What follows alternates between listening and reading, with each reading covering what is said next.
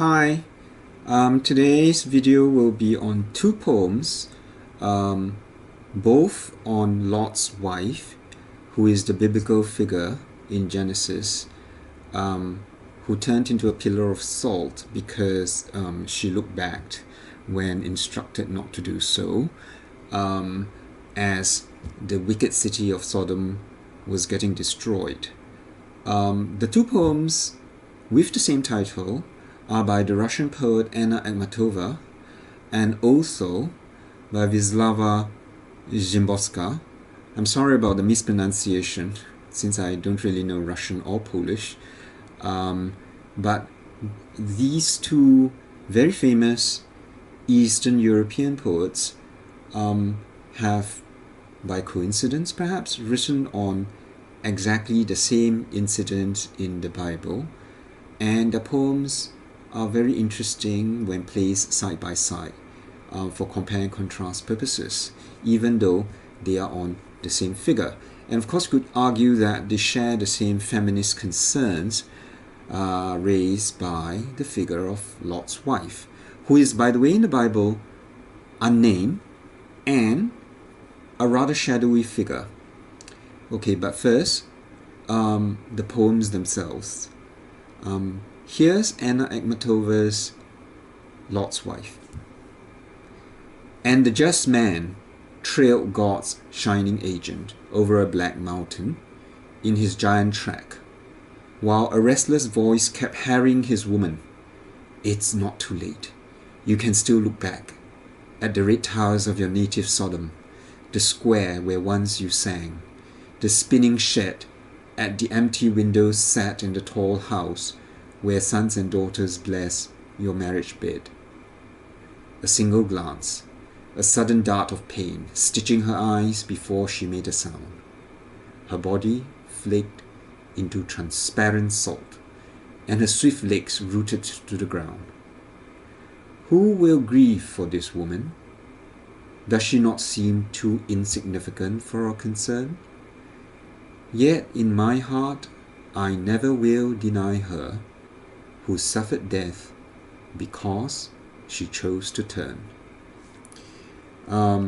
This is from the poems of Akhmatova, translated by Stanley Kunitz and Max Hayward, published in 1973. Now, just a bit about Akhmatova herself. She's an upper-class woman who believed that one of her ancestors was Khan Akhmat, a Tatar chieftain who belonged to the royal bloodline of Genghis Khan. So that's kind of interesting. Further, she lived through Stalin's censorship and World War II and political persecution. She criticized other Russians who fled Russia.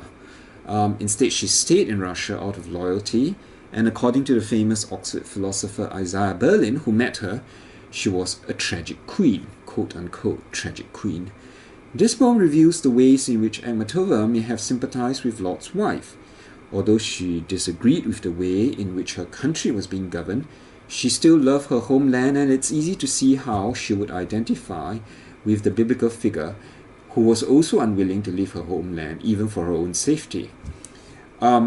So, while others may have read Lot's wife, the story, and consider her foolish, Akhmatova did experience similar feelings since she was also reluctant to emigrate for her own benefit. So, first an analysis or a commentary on the poem itself before we move to Szymborska's poem. Now, in the first line, and the just man trailed God's shining agent, obviously the just man is Lot himself, who was one of the righteous, who was hospitable to the two male angels who visited. And just a bit more about that story. What happened in the biblical story was that two male angels visited Lot, who was hospitable to them, but the rest of the city of Sodom was in fact the exact opposite. In fact, the wicked men of Sodom wanted to gang rape the male angels, and that was the shocking bit. So Lot's family was told to flee before this wicked city would be destroyed by the wrath of God. And so the entire family, Lot's family, escaped from Sodom, and the instruction was to not look back. Unfortunately, in Genesis, when Lot's wife looked back, it was a sign of disobedience. Or at least that's one of the biblical interpretations. The other interpretation is that this is a warning against inhospitality, and not just a sort of a condemnation of a woman's disobedience, which of course would raise feminist concerns. So back to the poem. God's shining agent over a black mountain in his giant track. I mean, the giant track is obviously made by the angel. Then the restless voice, which keeps repeating in the mind of Lot's wife that it's not too late, you can still look back. That seems to be the voice of Satan, because it keeps harrying his woman. Notice how in this stanza, Lot's wife's identity is merely the woman that belonged to Lot. And what does this voice tell her? It keeps egging her to look back. But why? Why does she look back? Because in fact, it's her native town. The red towers of, as the poem says, the red towers of your native Sodom, the square where once you sang. So she had happy times in the city. The spinning shed at the empty window set in the tall house where sons and daughters blessed your marriage bed. So she had a happy marriage, or a productive marriage. And so, in fact, this wicked city is the source of good memories as far as Lot's wife is concerned. So the next stanza tells you what actions Lot's wife actually performed, which is one single glance. And that was enough to incur punishment, divine punishment, because she suddenly feels a dart of pain, stitching her eyes before she made a sound. Notice the interesting use of verbs, even though we are dealing with a translation, but I think a lot of the literary and linguistic power does come through. So stitching her eyes before she made a sound, her body flaked into transparent salt and her swift legs rooted to the ground. Now, of course, the adjective swift in swift legs does suggest that she was fleeing as fast as possible together with her family. Now, this may be later contrasted with the Szymborska poem, because there are a lot more actions, for instance, in the Szymborska poem. We'll come to that later. And then the final stanza, which introduces Akhmatova's speaker. And you might want to pay attention to whether or not this appears in the other poem by the Polish Nobel laureate later. So, what does the speaker of the poem say? She poses a question. Who will grieve for this woman? Because the narrative of Lot's wife in Genesis usually picks on her as a negative figure, a figure who has to be, who's a lesson to us all. And actually, in quite a bit of biblical exegesis, she is, even in one of the Gospels, I believe, Jesus supposedly pointed to Lot's wife as a warning against hesitancy or wavering in faith. So she doesn't get a good press, unfortunately. In this particular poem, Akhmatova's speaker seems to be trying to redress that. So the question is posed, who will grieve for this woman? Because historically, nobody's grieved for this woman. And then a second question, does she not seem too insignificant for a concern? So this, of course, may refer to the biblical fact that she doesn't even have a name in Genesis. And so it is perfectly legitimate for the speaker to ask, does she not seem too insignificant for a concern? She's not even significant enough to leave anonymity. So indeed, it is a valid question. Does she not seem too insignificant for a concern? But of course, she is a human life too. And so no human life ought to be too insignificant for a concern. And Akhmatova's speaker is empathetic, she says, Yet in my heart I never will deny her, who suffered death because she chose to turn. So the sympathy or the empathy expressed by the speaker consists in affirming the choice of Lot's wife. It might not affirm her action, but it certainly suggests that she ought to have the choice. It affirms her autonomy, let's put it this way. Obviously her action was followed by punishment, but then according to the speaker, there seems to be some justification for her action, or at least her punishment, which is death, because she chose to turn, seems to invite pity at least, because the speaker says, yet in my heart I never will deny her who suffered death because she chose to turn. So she made a choice. She received a terrible punishment, but the speaker doesn't thereby or therefore deny the value of her autonomy, of Lot's wife's autonomy.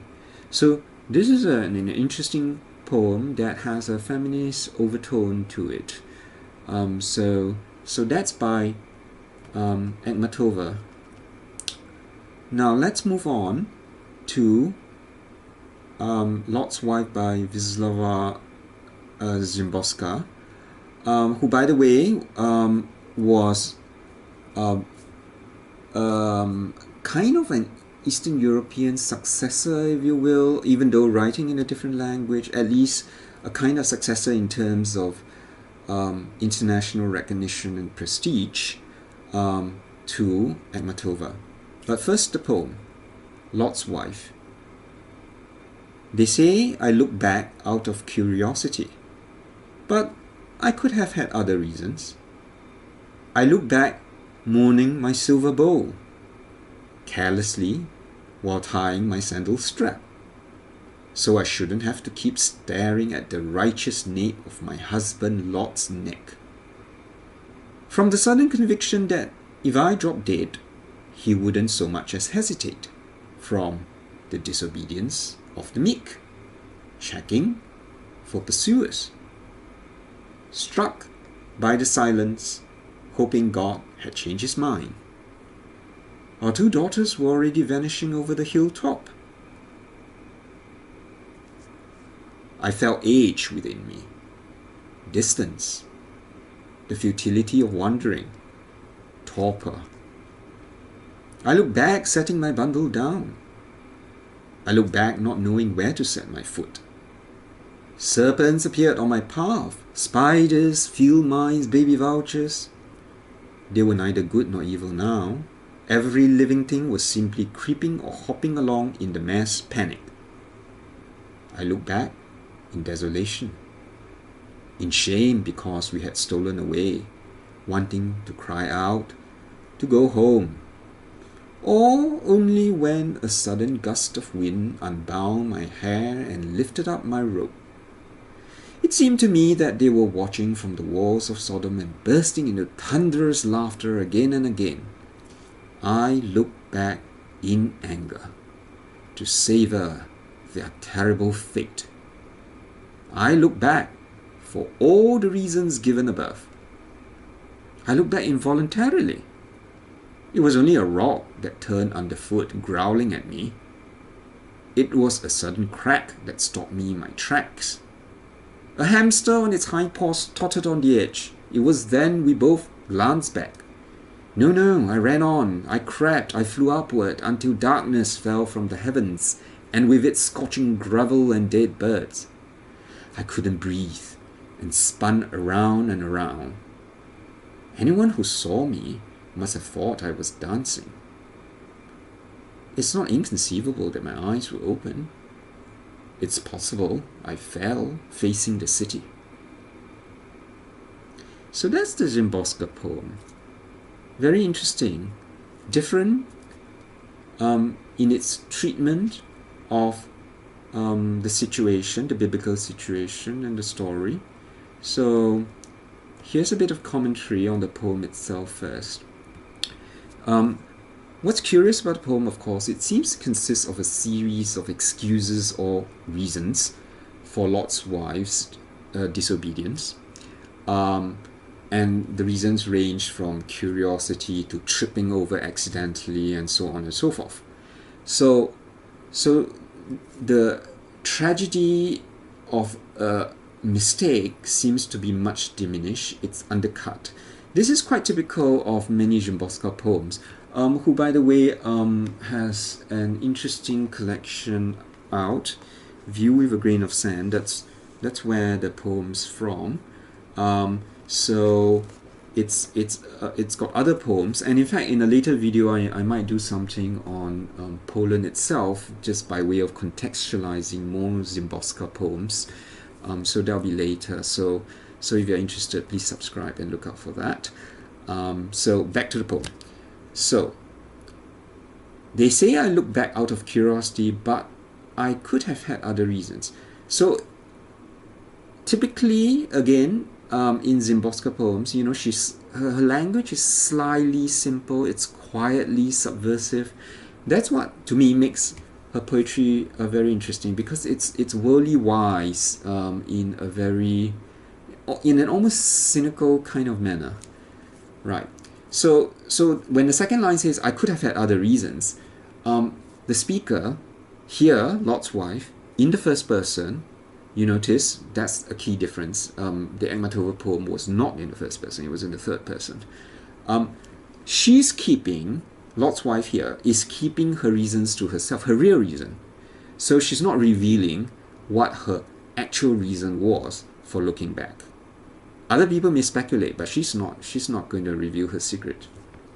Okay, so the third line says, I look back mourning my silver bowl. So it seems to be that she is already missing her material possessions.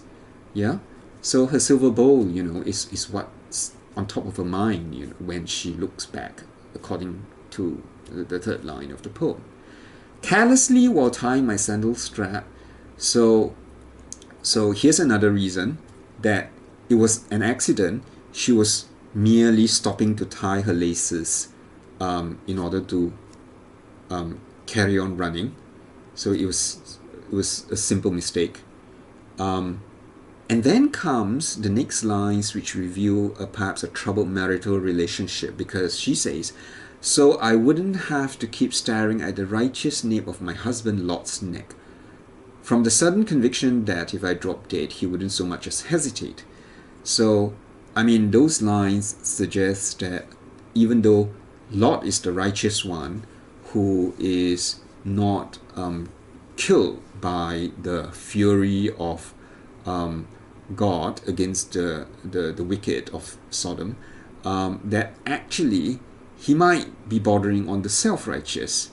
And the phrase, the sudden conviction that if I dropped dead he wouldn't so much as hesitate, suggests estrangement between the couple. So the lines from the sudden conviction that if I dropped dead he wouldn't so much as hesitate hint that perhaps Lot's wife turned disobedient because she was a somewhat disaffected wife. Next comes the reason from the disobedience of the meek, which of course relates directly to the typical interpretation of the biblical story, but with a subversive twist, which is that the meek are expected to be submissive, but occasionally there could be an eruption of disobedience. Hence the phrase, from the disobedience of the meek. So Lot's wife may have been submissive and obedient for a long time, but this is one critical moment as she is forced to leave her homeland to actually disobey for once, but of course with fatal consequences. And then the other reason, checking for pursuers, a perfectly practical reason. Next comes, struck by the silence, hoping God had changed his mind. Now, one biblical interpretation of how come Lot's wife was turned into a pillar of salt, which, by the way, if you go to Israel, apparently there is a hill and there is a geographical feature that's like part of the story of Lot's wife. It's supposed to be like that particular pillar, you know. that represents Lot's wife. You can check it out. It's in Israel. So checking for pursuers, struck by the silence, hoping God had changed his mind. One biblical interpretation was that the reason she was turned into salt was because she saw God. She witnessed with her own eyes God coming down and destroying the city of Sodom, and that's why she had to be turned into salt, because nobody's supposed to see the deity, right? But here, the line, struck by the silence, hoping God had changed his mind, seems to suggest, gives a sympathetic turn to Lot's wife in claiming that actually she was hoping that perhaps, the city of Sodom would be spared, and that it was, again, perhaps curiosity that she turned around to look, because there seemed to be, no sounds or noises in the midst of the destruction. Okay, so now in this particular poem, compared with the Akhmatova poem, Lot's wife seems to be tarrying. She seems to be slower than the rest of the family. Because why? Because it says our two daughters were already vanishing over the hilltop. So she's making up the rear. And then she tries to explain why. She says, I felt age within me. Okay? Distanced. The futility of wandering. So there is a certain weariness in the speaker. And a questioning of whether it makes sense to keep running and running and running. Right? So all this escaping, especially in the context of the story or the myth of the wandering Jew, is understandable. I mean, I think it's even modern readers can understand why she feels the futility of wandering. Okay, so next comes yet another reason. I look back setting my bundle down. I look back not knowing where to set my foot. Serpents appeared in my path. So a lot of reasons. Including here serpents, or supposedly animals associated with Satan, spiders, field mice, baby vultures, But notice how the poem sort of undoes the demonization of these animals, because it says these creatures are neither good nor evil now. It's just simply animals trying to survive, because the poem says every living thing was simply creeping or hopping along in a mass panic.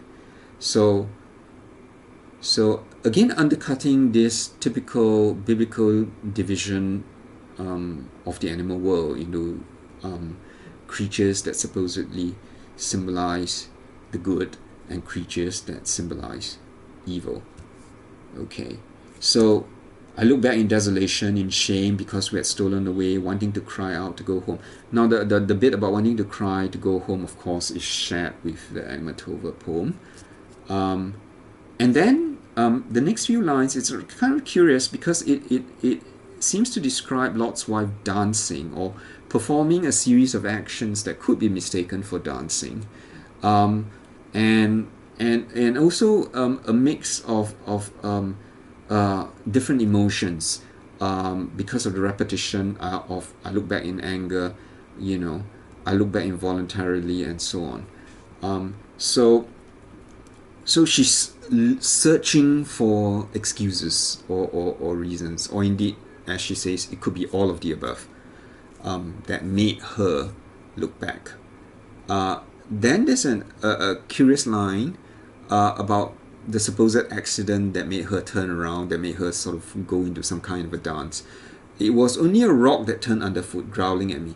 Notice how, and this is quite frequently encountered in Szymborska's poems, which is an interesting metaphor that animates the inanimate, because it was only a rock that turned underfoot, growling at me. So that vivifies the rock into some bad-tempered creature growling at me.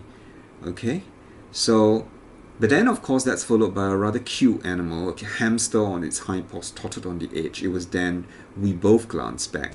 So a small little rodent, which perhaps suggests the status of Lot's wife,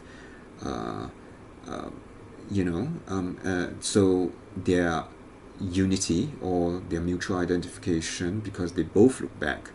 Again, Lot's wife seems to be attributing an unusual reason for her decision to disobey the divine command. So then she claims, no, I ran on, I crept, I flew upward, etc., etc., in the midst of the destruction, which is like, fire and brimstone coming down from the heavens. And then the final two lines, it's not inconceivable that my eyes were open. It's possible I fell facing the city.